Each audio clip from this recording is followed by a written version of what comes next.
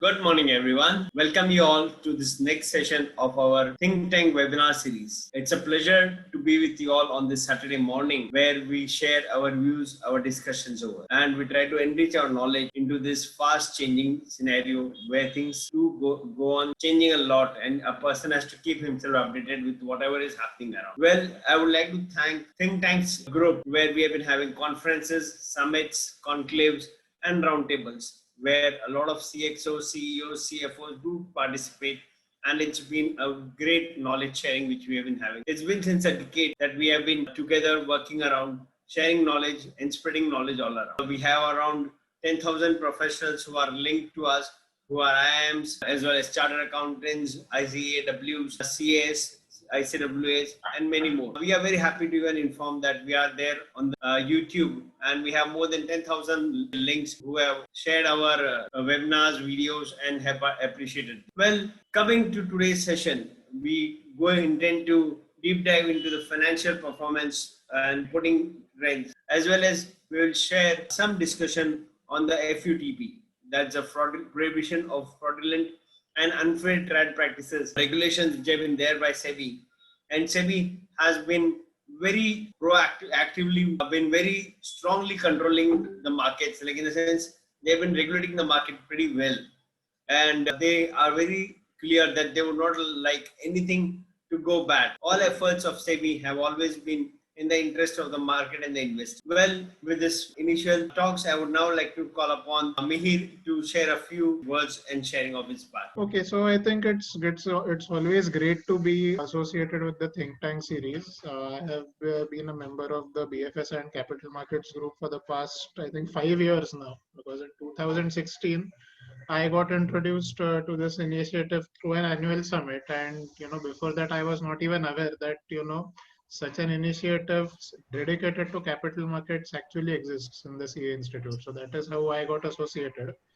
And I think Manoj sir has been very proactive in pushing young professionals such as myself to study and then present our thoughts, our views, and be guided by this network of individuals. So it is always enriching, and the content is very high quality. And I think if one really has to look at the YouTube videos, because now we've been putting YouTube videos, so I think with every passing session we can only see the quality being more and more deep, more and more comprehensive, and very high quality content being put up. So yeah, it's great, and looking forward to a wonderful session today as well, as usual. So today we have a power pack session where we are going to discuss about financial reporting. We're going to have talks upon the IRFC IPO which is coming over. We'll discuss about the Indigo IPO. We'll discuss about FUTP. We will even have a open market discussion at the later part of the day. So it's going to be pretty packed, and it's going to be good. That's what I can say. Can we have Manoj to share a few words from his side? Thank you very much. It's indeed overwhelming response, full house to the deep dive series, and I'm glad a lot of eminent participants are here. And Mr. Meher has done a very good insights presentation on the IPO review. I would like Meher to share this great initiative on IPO reviews being launched. Meher, can you do just a few slides? Then I would request Mr. Narendra to say a few words and Mr. Santosh Mallar to share his expertise on the very crucial issues in the IRFC IPO, which is totally focused on financial reporting, India's expects. In fact, that is the main reason Santosh has selected the India's related to the business model of the company and operations, which will enlighten all on practical issues, and a lot of many issues other companies are also being covered through transition, etc. Meher, yeah, a few slides from you on the what you have done. Surely. And in about 10 minutes, and then we'll have expert views from Mr. Narendra, Santosh, and then we have the deep dive presentation on the critical aspects. As we all know that after IRCTC, this is the second, IPO that is coming from the Indian Railways side. And this is, so now we have two upcoming IPOs firstly before that. So IRFC and Indigo Paints. And today, right now, I will be giving some insights on the IRFC IPO. So to begin with, this is the second IPO by Indian Railways after IRCTC. And so, as we all know, IRFC is the dedicated borrowing arm of the Indian Railways. So, the business model typically is that for all the financial requirements which Indian Railways has for their rolling stock, like locomotives and all the other aspects of it, and as well as all the railway assets, also known as project assets. So, rolling stock and project assets, so the financing of those is done through IRFC. IRFC essentially lends these to the Indian Railways. In the next slide, I'll show you how the business model is. So IRFC has been registered with the RBI as an NBFC and under the categorization of an infrastructure finance company. And the current legal framework is such that it is promoted by the President of India and it acts through the Ministry of Railways. So the business model of IRFC is that it is essentially a financial leasing model, rolling stock and project assets that I mentioned. So essentially what happens is that IRFC holds the legal title to these assets and it leases these assets out to the Ministry of Railways. And the lease term generally, from what we could gather from publicly available sources, that these leases are typically for 30 years, out of which first 15 years comprise primary lease, where the recovery of principal and interest happens, and the next one is lease rentals. And at the end of those 30-year period, the assets are sold at a very nominal value to the Indian Railways. And a very small portion of IRFC is also involved in giving loans to other PSU entities. So some select data from the financials, and we have taken this data from the RHP of IRFC. So if we see, the revenue from operations has been increasing. And so now this data is in rupees crores. I've not mentioned it, but rupees crores. And for the first half of 2021, almost 7,300 crores revenue from operations, and the net profit has been close to 1,200 crores. And if we see, there is a healthy growth in revenue from operations as well as the net profit. Now, as far as the credit rating goes, it is the highest rated as far as CRISIL and ICRA goes. And Moody's has given it a Ba2, that is negative, and a triple B minus, which is stable rating, by Standard and Poor and Fitch. Now, one reason which we can think of for such a very high quality rating, at least as far as Indian issuers go, is because it is backed by the government of India. So the credit worthiness is deemed to be very, very high, and it is reflective in the ratings as well. Similarly, Moody's and S&P ratings, I think it is the reflective of the ratings that they have assigned to India as a whole. Now, a very quick SWOT analysis of this of IRFC before one can actually take the investment decision. The biggest strength is that it is the dedicated arm of the Indian Railways. So a consistent revenue stream is almost guaranteed. It is backed by the government.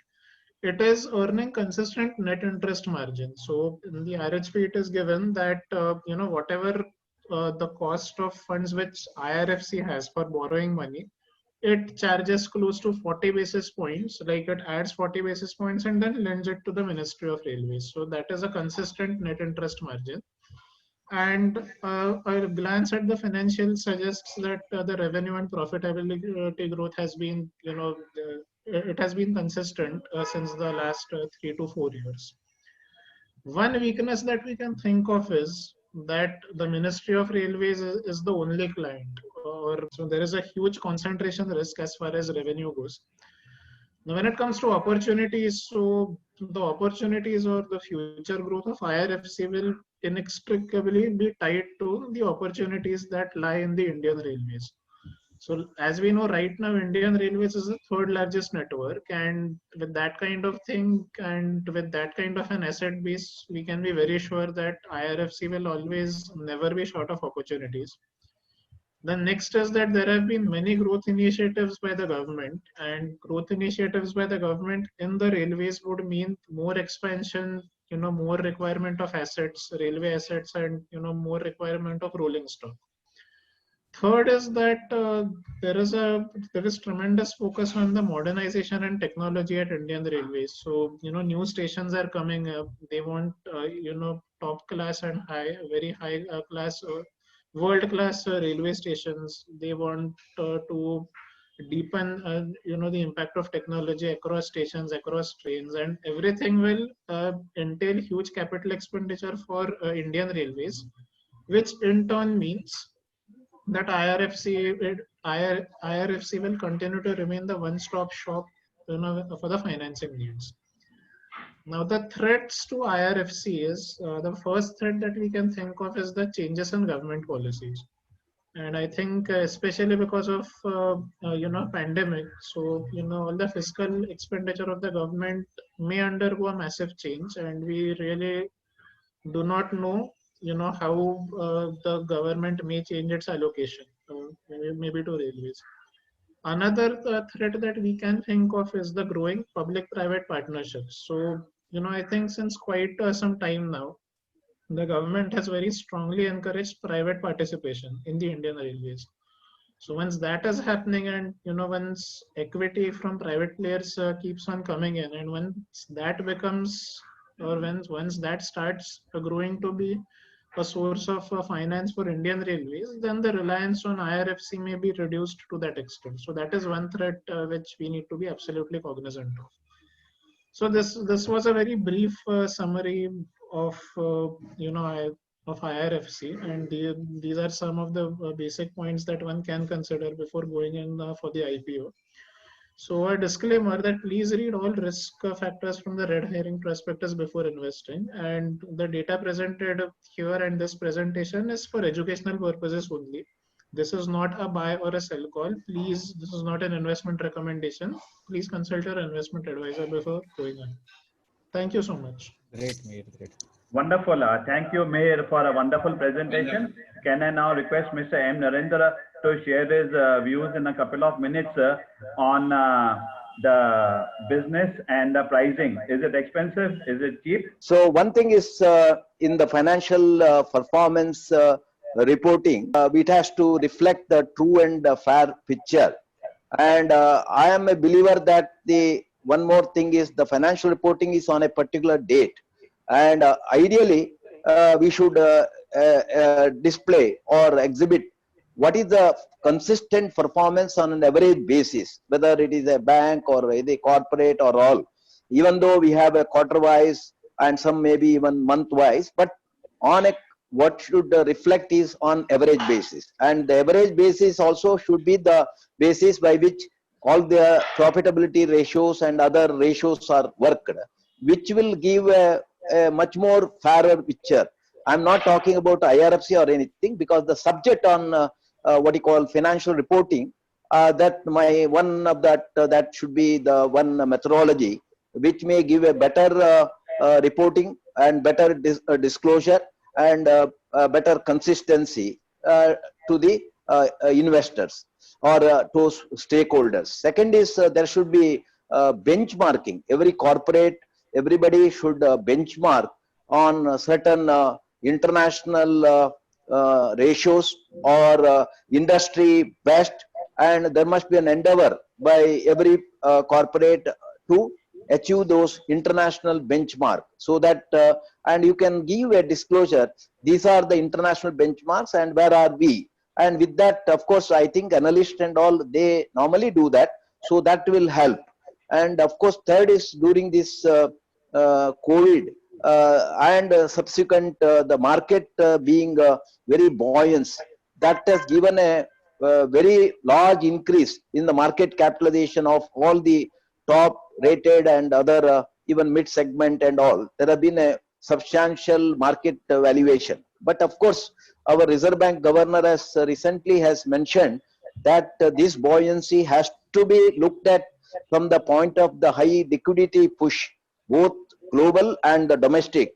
And some of those market valuation may not be the reflective character of those companies' internal strength. So we have to be particularly in the fact that quite a lot of retail investors have taken interest in the market. They should be little cautious while coming actively in investing, because the other interest rates are very low. It's a fact that bank interest being low, other investment plans are getting lower return.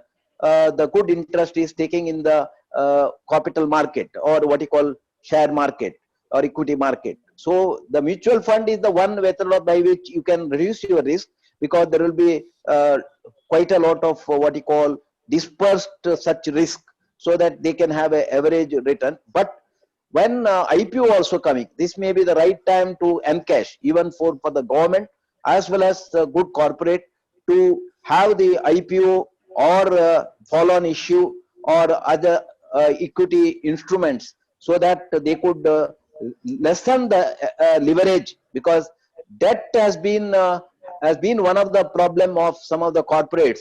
And during the COVID also, that with increasing the debt level, whether being by bond or by other bank borrowing, to a certain extent it may be good, but beyond that, the debt leverage may not be the right method. So that's why you would find that both with the debt as well as equity, recently corporates have taken good benefit of the low interest rate and the low coupon. They have raised around 10 lakh crores, which is one of the best, I think, mopping up the funds. But so the second is, when you bring a IPO and all, that whether the government as well as the private should have the predictive analysis, which they normally give, the what is the 5 years future plan and all, and analyze what can be the potential of this valuation going up.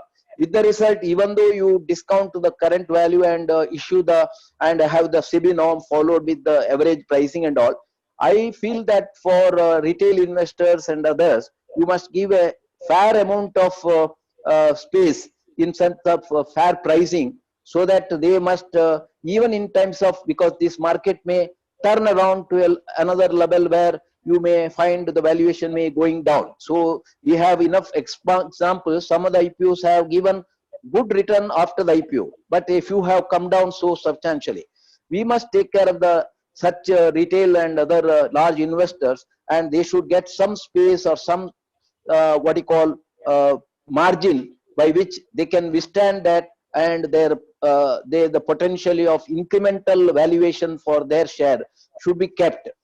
So that doesn't mean that the company should underprice it, but so what should be that fair value, so that you would have taken care of all the interest of the all stakeholders. That is the best judgment which company has to do, and also the merchant bankers will give them quite a lot of advice on that. So overall, what I want to say, that this COVID has given good opportunities for the corporate to expand their base of different fund mobilization. At the same time, they also have given them to take out some of the non-core business or non-core assets, and they must have the entire cleaning exercise in the corporate or any of the organization, and with that they would be able to have a what you call clear picture where they stand in terms of the liquidity, and where they stand in terms of their long-term value creation, and they will be reflective of the core strength of that organization.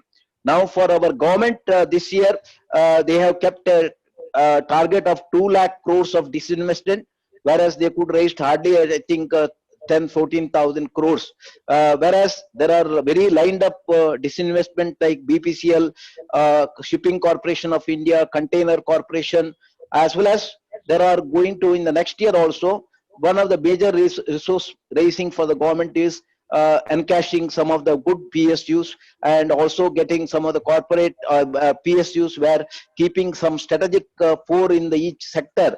Others may be offered for public issue, including some of the banks may also be encouraged to go for disinvestment. So for all the investors, we have a lined up of, I think, quite a lot of good issues, and just like IRFC, see the consistent performance, and if they have priced well, I'm sure. And as of course Mihir has said, there is one thing is that their clientele is restricted to railway only.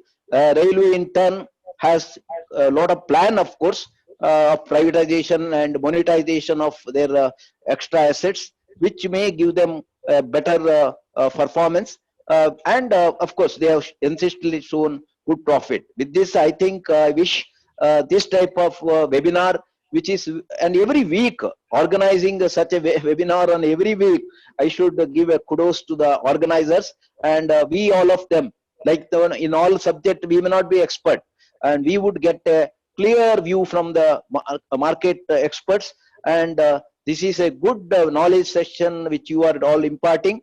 I congratulate you, and I wish in all our future endeavors all the success. Thank you.